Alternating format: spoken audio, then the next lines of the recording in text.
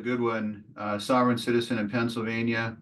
He gets busted for driving on suspended license and a moving violation, doesn't appear in court, gets both convictions against him, then he appeals. What's important here is the federal judge deals with Article UCC 1-308. We know they love that one. And the judge destroys that. UCC The chief. dash 1308. I'm reserving my right. And he wants $11 million for being incarcerated for 11 hours. So anyway, the lawsuit gets dismissed and falls flat on its face. So let's take a look. Here's the lawsuit he filed. How it's all handwritten out. And he puts down the badge numbers of the police that he sued. And, their oath of office. And of course, the grammar here leaves something to be desired. 241 and 242 are actually criminal statutes, so those are going to go nowhere fast. This would be a federal civil rights violation, so there would be jurisdiction for that. The police gang members labeled me as sovereign citizen. Now, he takes exception to that because he's not a sovereign citizen. He's something else, as he declares himself, even though he attaches his birth certificate showing that he was born in the United States and he has not renounced his citizenship, according to the papers I once put on for everyone to do that. They really want to be here. He has his UCC 1-308 and the 1207. Then he was incarcerated for 11 hours and 30 minutes. And under the UCC, where he reserves his rights, he wants $11,500,000. The cops, the DA, and the judge all violated their oaths of office and considered them guilty of treason, basically, for what they did. Then they cite the infamous People versus Battle, which, of course, has nothing to do with Pennsylvania. It's not a Supreme Court case. It's a California case, and California jurisdiction does not reach to Pennsylvania. Remand and removal are two different steps. Removal is taking it from state court to federal court. Those are the all rights reserved. I don't accept the liability. I've not entered into contracts. It's typical sovereign citizen nonsense. Then he assigns a fee that he thinks is reasonable. All rights reserved without prejudice under the UCC. Those are criminal statutes, so you don't have jurisdiction to bring them. Whenever you see the words fined or punishment, you know you're dealing with penal code. Okay, it doesn't work. Then he issued what he called a cease and desist. I am a natural born state citizen. So he's a state citizen now. He's not what we would call a US citizen. I'm not a US citizen. I explicitly reserve all my rights. You don't have jurisdiction over me, while he files a lawsuit in federal court after filing it in state court. No jurisdiction. Well, then why are you in our courts? No one provokes me with impunity. I went ahead and not only redacted his name and birth date and address, I redacted his eyes and his mouth. This incidentally makes me an American national and a common man of the sovereign people. That's a lot of word salad there, my friend. So here are the two charges that he got found guilty, then he appealed. Said basically we need to get this case out of here.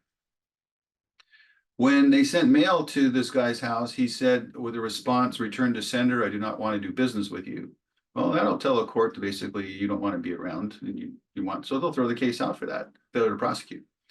Here is the ruling that got, the proposed recommendations, I should say. They're called recommendations when a magistrate judge puts them together. And then it's to adopt them or reject them, whatever, by the district court judge. And so he did his fine job. He says, I find that the plaintiff fails to state any claim. And he was driving with his license suspended or revoked, and failure to pass in a lane not adjacent to that of an emergency response area in violation of this. On December 11th, orders imposing sentence was sent to the plaintiff, informing that his trial had been held in his absence and he had been found guilty. It always cites, they all do, to the infamous People versus Battle case. Here it is. And the judge, of course, knows that and is kind of mocking it here. He committed another act of treason. That'll always go over well with judges when you accuse them of treason for just being judges. The judge, looking at this, said, I note that many of sources of authority that the plaintiff indicated he's bringing his claims under are not appropriate basis for a civil complaint or do not exist. Plaintiff cites to the Bill of Rights, Article 4. The first 10 amendments to the United States Constitution make up the Bill of Rights. Thus, I construe, he's trying to find a way to make it stick. So he's trying to say, oh, maybe you meant the Fourth Amendment from the Bill of Rights, not the Bill or Rights. Plaintiff cites the United States Constitution, Article 14, but there's only 7 articles. So he thinks, okay, maybe you're really talking about the 14th Amendment, because that wouldn't be within the Bill of Rights. 4th and 14th Amendments can be brought as a 1983 claim, no problem. But the 241, 242 are criminal cases, criminal statutes can't be brought in a civil proceeding. This is where the judge gets into Section 1308. I wish the sovereign citizens could read this. Plaintiff's theory, however, appears to be misguided. That's very polite. Plaintiff has cited no support for his position that the UCC is applicable to the prosecution of traffic offenses. Further, many courts have rejected theories similar to the one advanced by the plaintiff. And this was a Michigan case. The UCC speaks only to commercial law and does not provide a proper basis for appealing a criminal conviction, habeas petition, or bringing a civil rights action. Plaintiff's claims against the defendants are dismissed. All right, so my Friday jokes kind of went pretty well. So since I feel a little bit encouraged, I'll throw a few more. A man was digging in the backyard, and while he was in the garden, he uncovered a big stack of gold coins. And he thought, hey, I got to tell my wife. But then he realized the reason why he was digging in the backyard. A person was wondering why they're still single. So they decided Siri seems to answer every question. So he asked Siri, Siri, why am I still single? And Siri responded by taking a picture of himself.